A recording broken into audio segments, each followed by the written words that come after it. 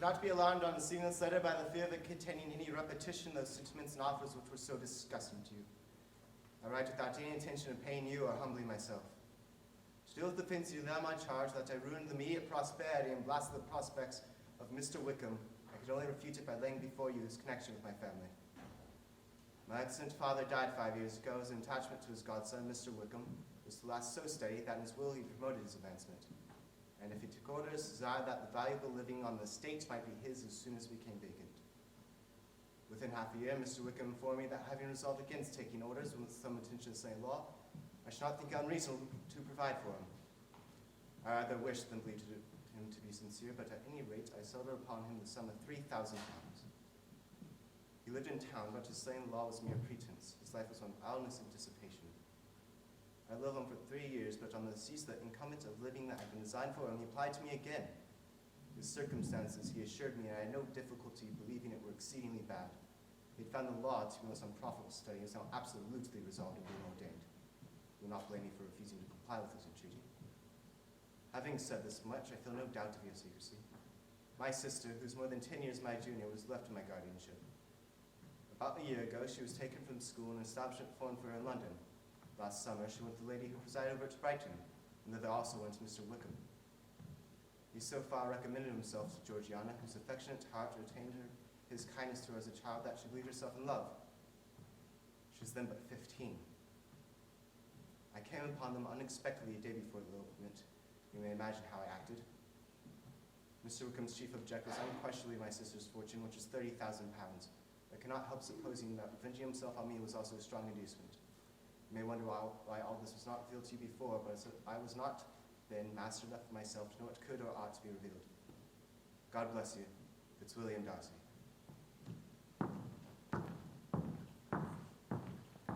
I have been blind, partial, prejudiced, absurd. How despicably I have acted. I have prided myself on my discernment. Had I been in love, I could not have been more wretchedly blind. To this moment, I never knew myself.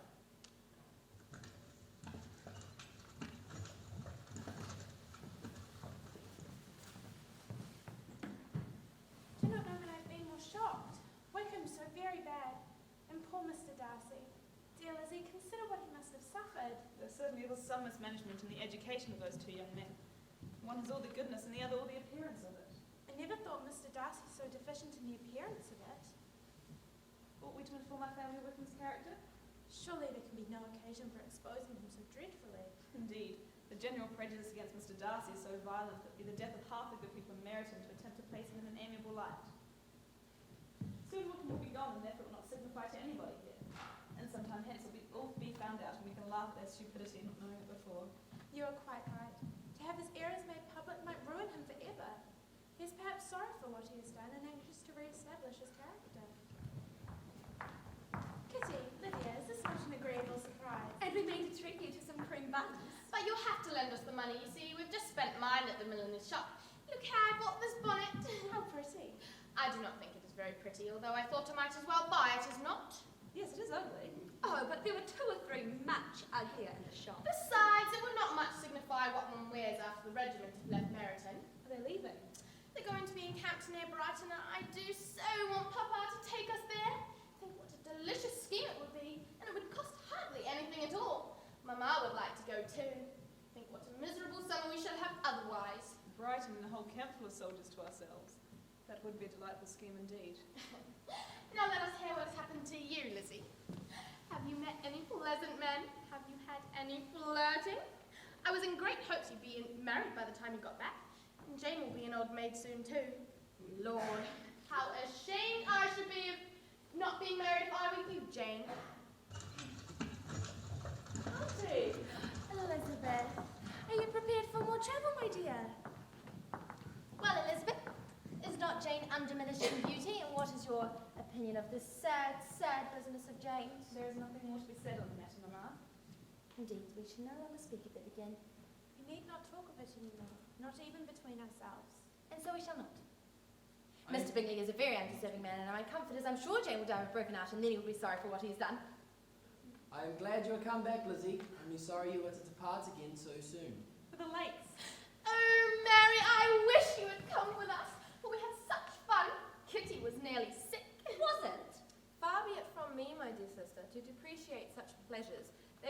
doubtless be congenial to the generality of female minds, but would hold no pleasures for me. I should infinitely prefer a book. Well, Lizzie, and do the Collinses live comfortably? Quite comfortably. And at what sort of table do they keep? I'm sure there's nothing extravagant in their housekeeping. No. And I suppose they talk of having Longbourn when your father is dead. They look upon it quite as their own. It was a subject which they did not mention. Ah, well, I'm sure they talk of it a lot between themselves. I should be ashamed of having an estate that was only entailed on me. Oh, Mamma, enough of that! Lydia? What is to become of us? What are we to do? What can you mean, child? How can you be smiling so, Lizzie? Share your grief, Lydia. The regiment is marching to Brighton and all the young ladies in the neighbourhood are drooping apace. The dejection is almost universal.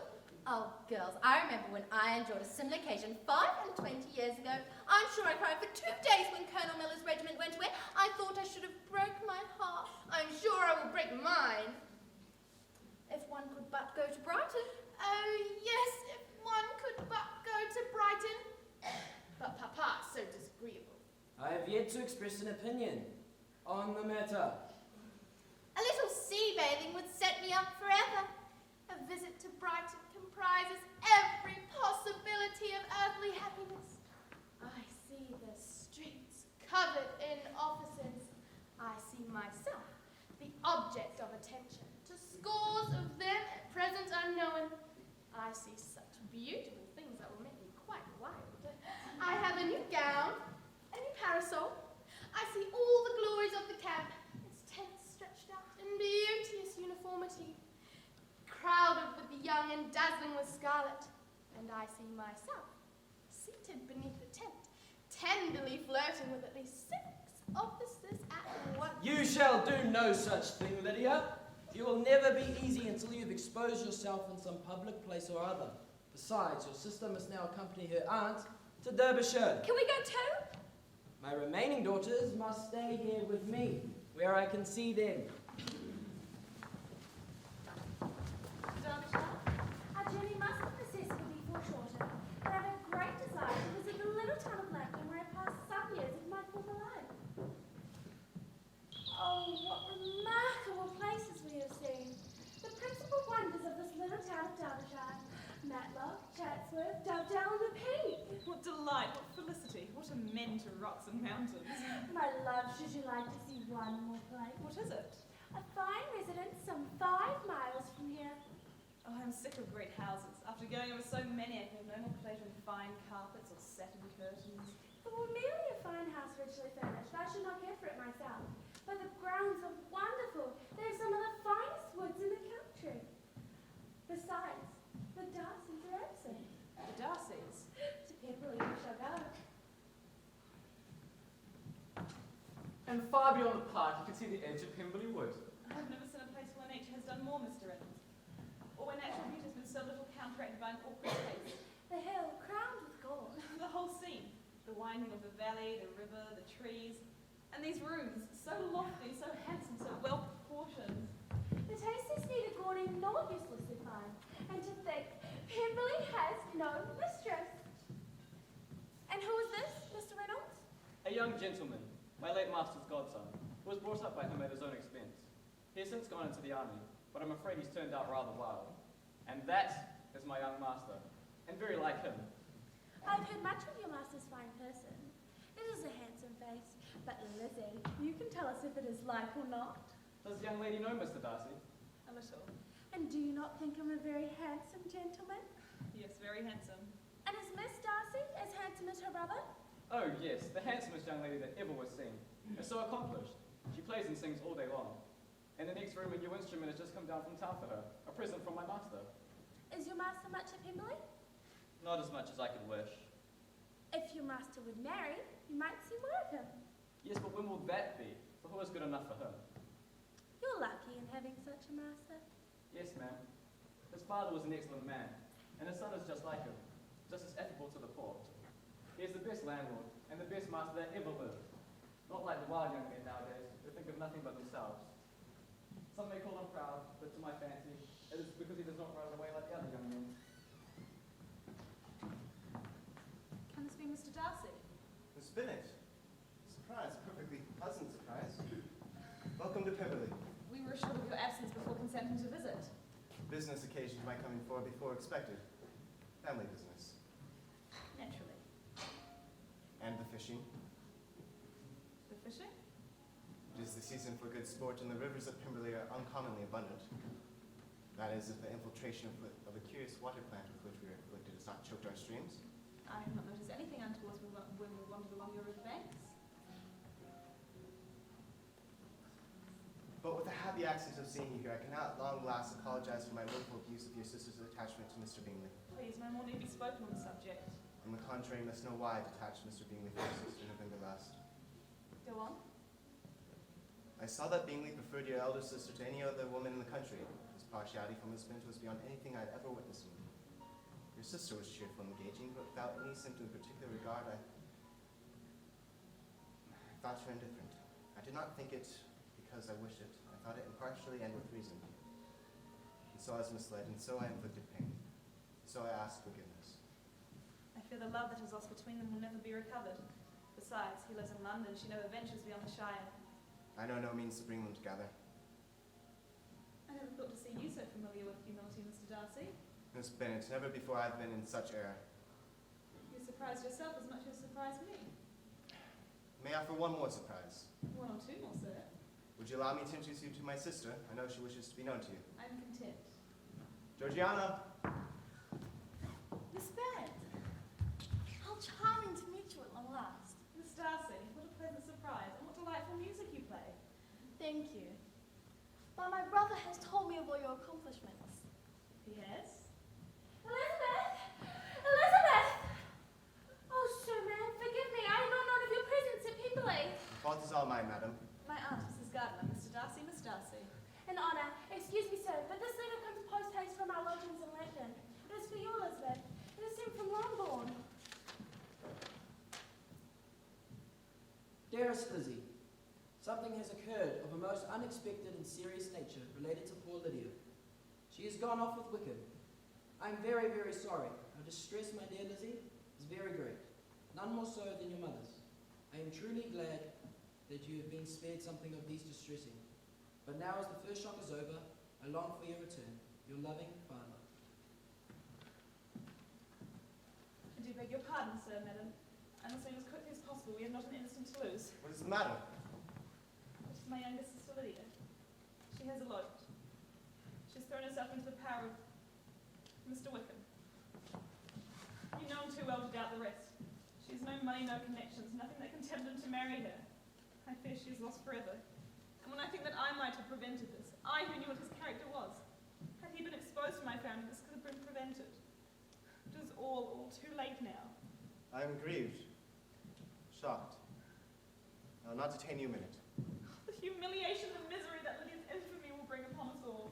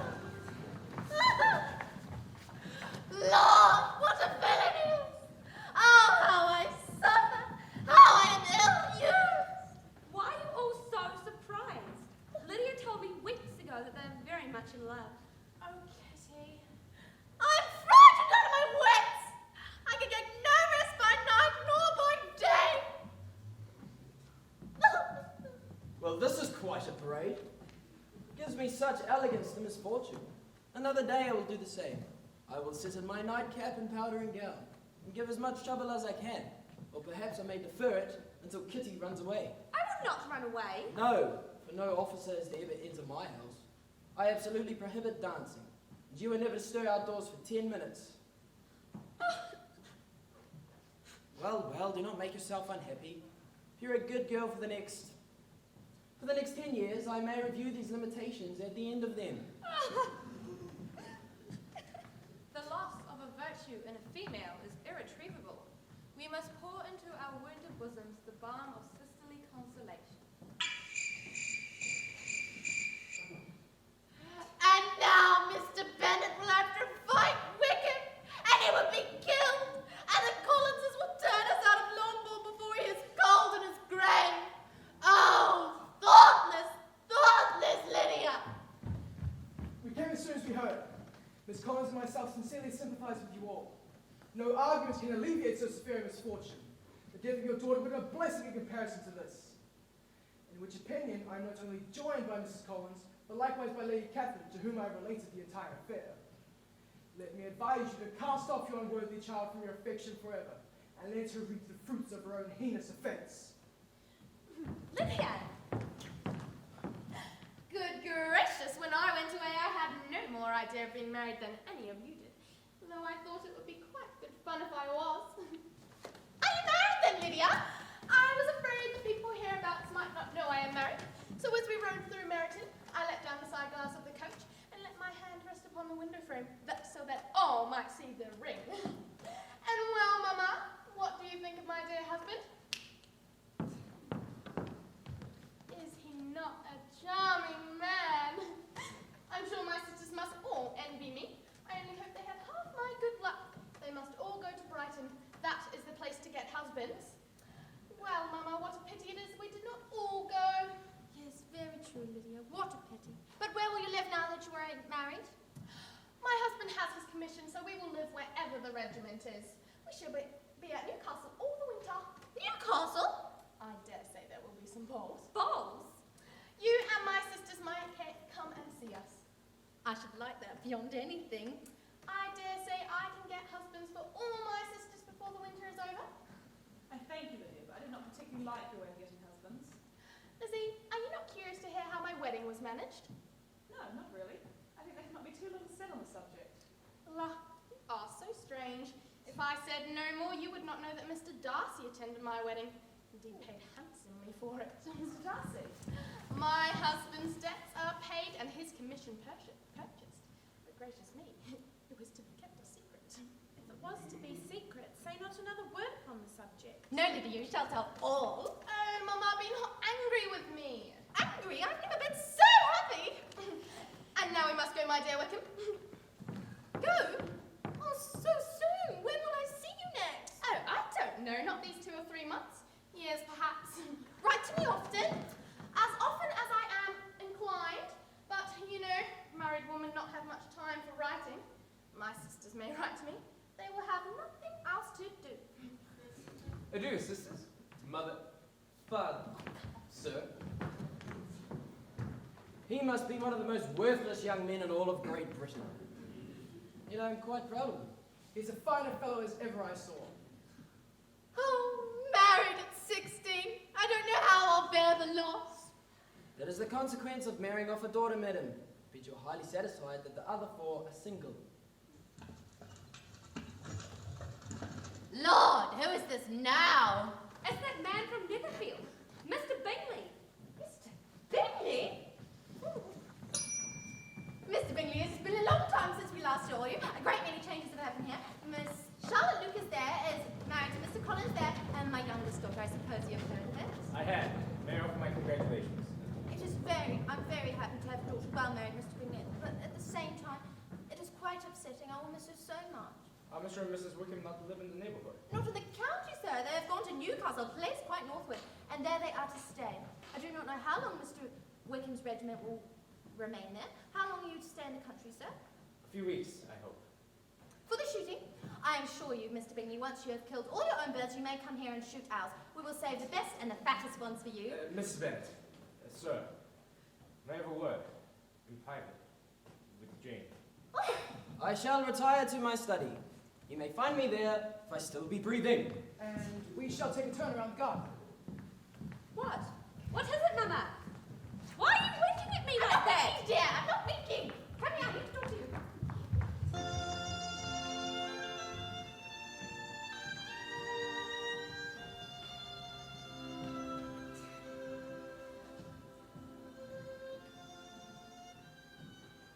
Mrs. Bennet, Oh, 'tis too much. I do not deserve it. I have loved you since I first set eyes. But But you went away. I was persuaded that you felt the indifference. And are you? Then you consented.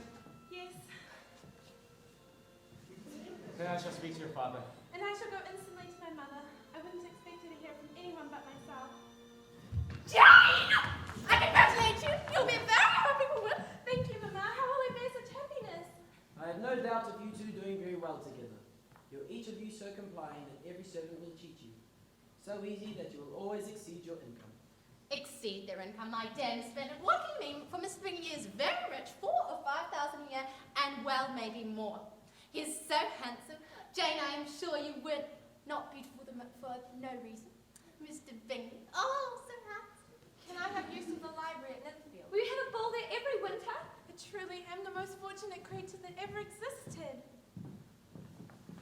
Oh, Lizzie, if only I could see you as happy. If there were but such another man for you. If you were to give me 40 such men, I could never be as happy as you. Perhaps if I'm so very lucky, I may meet with another Mr. Collins. My patroness, Lady Catherine de Bourgh, is arrived in a coach and four. What can it mean?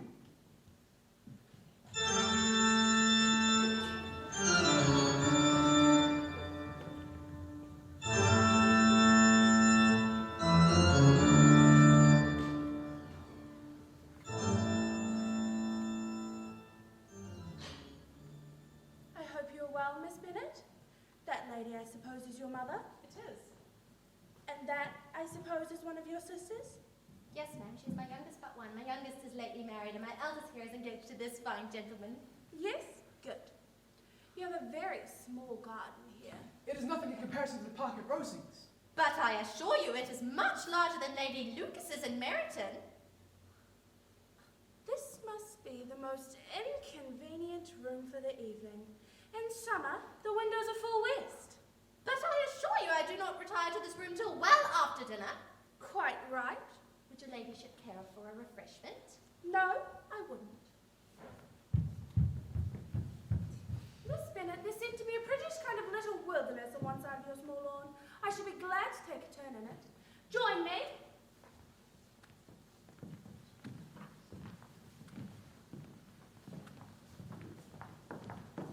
You can be at no loss, Miss Bennet, to understand the reason of my journey hither.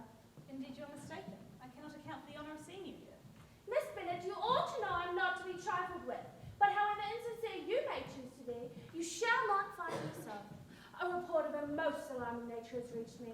I was told that not only would your sister Jane be most advantageously married, but that you, the Miss Elizabeth Bennet, would be soon afterwards united to my nephew, my own nephew, Mr. Darcy. Though I know it must be a scandalous falsehood, though I would not injure him so much as to think the truth of it possible, I instantly resolved to set off for this place, some 50 miles, to make my sentiments known. I may as well wonder why, if you thought it impossible to be true, you took the effort of coming so far.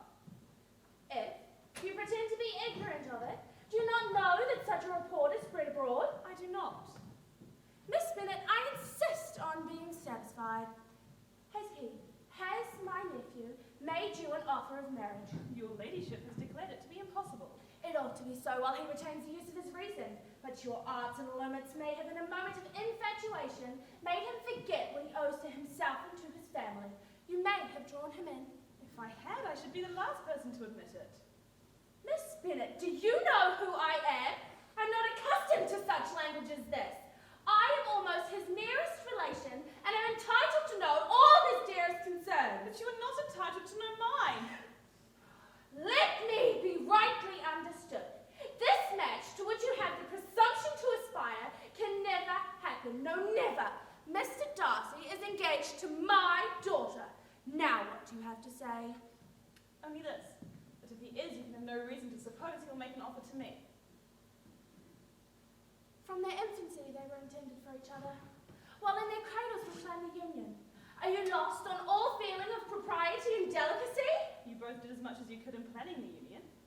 If Mr. Darcy is neither by choice nor inclination confined to his cousin, why is he not to make another choice? Because honour, decorum, prudence, nay, interest, forbid it. You will be censured, slighted, and despised by all those connected to him.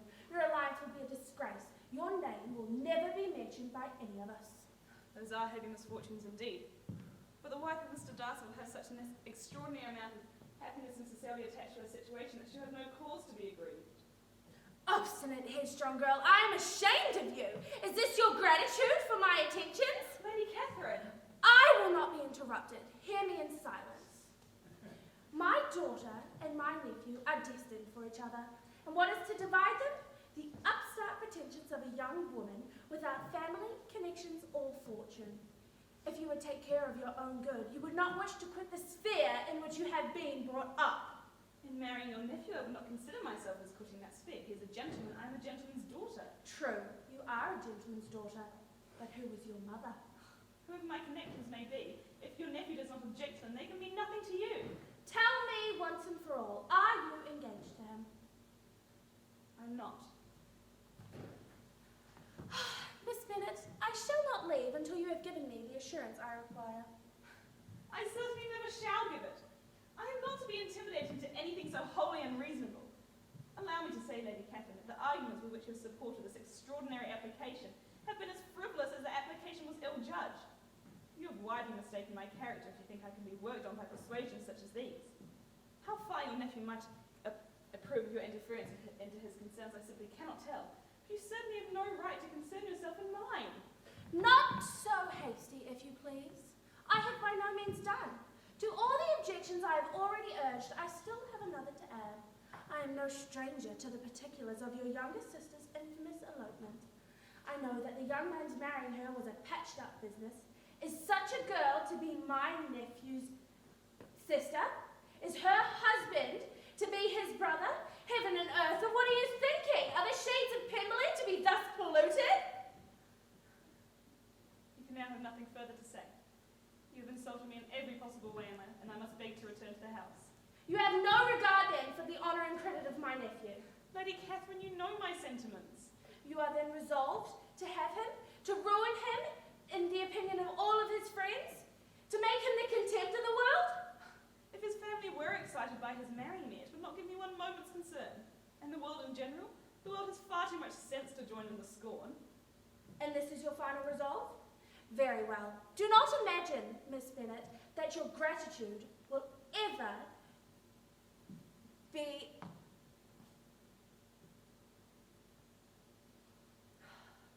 appreciated.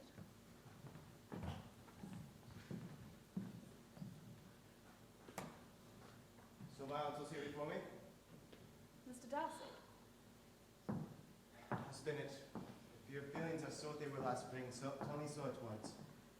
My wishes and affections remain unchanged, but one word from you would silence the others forever. those feelings have undergone so materialistic a change since the spring that I can now receive with gratitude and affection your attentions. Miss Elizabeth, Mr. Darcy?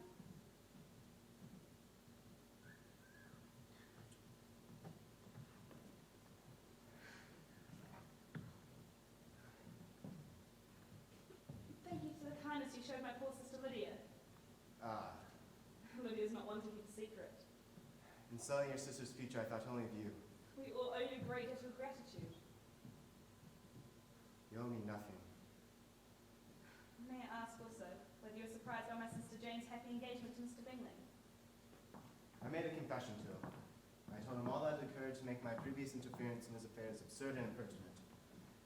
Oh, Elizabeth, when I was young, I was taught what was right, but I was not taught to correct my temper. I was given good principles, but left to follow them in pride and conceit. Had not been for you, dearest, loveliest Elizabeth, you taught me a lesson. Hard indeed at first, but by you I was properly humbled. How did you ever fall in love with me? I think I must have loved you from the beginning. Well, what set you off in the first place? I cannot fix on the hour, the spot, or the look, or the words which laid the foundation. It was too long ago. I was in the middle before I knew it had begun. My behavior to you was at least uncivil. I never spoke without wishing to give you pain. Did you admire me for my impertinence? For the liveliness of your mind. Perhaps you were sick of civility, of deference and officious attention, so I roused and interested you because I was so unlike them. To be sure, you knew no actual good of me, but methinks that when we fall in love. Was there no good in your affectionate behavior towards Jane while she was ill at Netherfield? Who could have done less for her? But make a virtue of it by all means. My good qualities are yours to exaggerate as much as possible. And in return I shall find room for quarrelling with you as often as may be. And I will begin by asking, what made you so scared of me? What made you so scared to come to the point at last, and what made you look as though you did not care about me? Because you're grave and silent and gave me no encouragement. But I was embarrassed. And so was I. You might have talked to me more. Man who felt less might.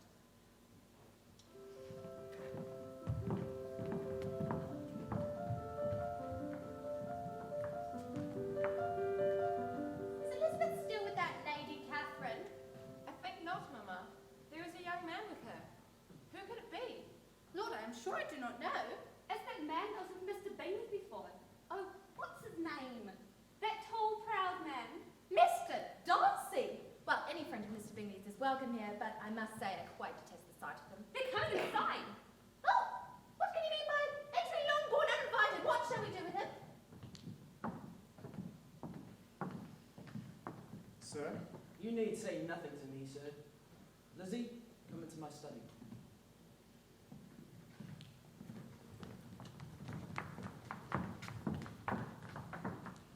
Lizzie, what are you doing? Are you out of your senses to be accepting this man? Mr. Darcy, who never looks at any woman but to make a blemish. Probably never looked at you in his entire life. Oh, how I wish my former opinions had been more moderate, my expressions more sensible.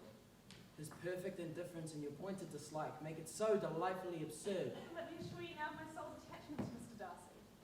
Or in other words, he is rich, to be sure, and may give you finer clothes and more horses, twice as much as Jane and Lydia put together. But will they make you happy? What about you? You neither married for love nor money. You are right to be so bold, Lizzie.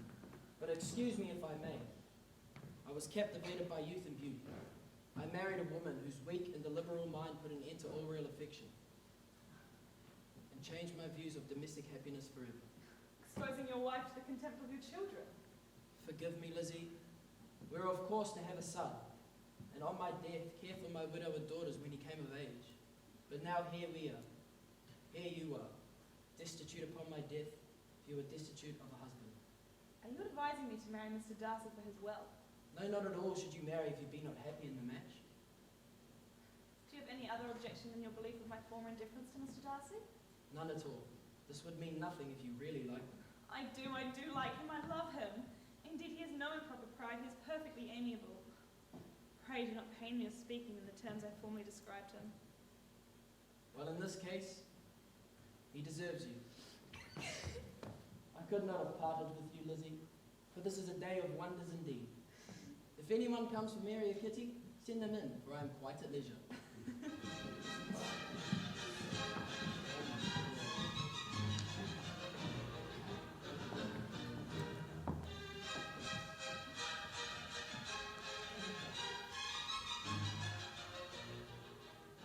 Dear Charlotte, give bliss to your fancy, indulge your imagination in every possible flight. I am engaged to Mr. Darcy. I know you rejoice at the news, even though you may be exposed to a storm on your side. I am the happiest creature to ever exist. I am happier even than Jane. She only smiles, I laugh. Mr. Darcy sends you all the love in the world that he can spare from me. Madam, I'm to marry Miss Bennet. Do not distress yourself. Your endeavors to separate us were the means of removing all my doubts. Yours, etc., Darcy. My dear Lizzie, it is a great pleasure to have you so rich, and when you are doing nothing else, I hope you think of us. I do know that my dear Wickham wants a place in court, but I don't think we shall have enough money to live upon. Anything will do, of about 300 or 400 a year. Your Lydia. Dear Jane, and now may I call you my sister, and I may call Miss Eliza's sister too, and her new husband, my brother-in-law. Please remember the kindness that I felt towards you and your family, who now may embrace as my own. 4 sides of paper is insufficient to contain my delight. Your new sister, Caroline. Dear sir, I must trouble you for your congratulations. Elizabeth will soon be the wife of Mr. Darcy. Console Lady Catherine as well as you can. But if I were you, I would stand by the nephew. He is most to give. Yours sincerely, Bet. Oh, Charlotte, to be married, for love.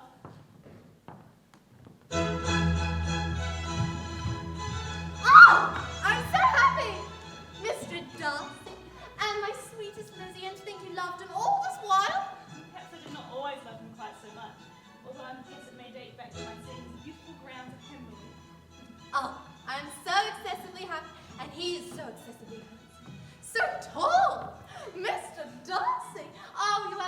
charming life. 10,000 a year. I am likely to go bored with 3 daughters married. What shall I do with myself? It really is a truth universally acknowledged that a single man in possession of a good fortune must be in want of a wife.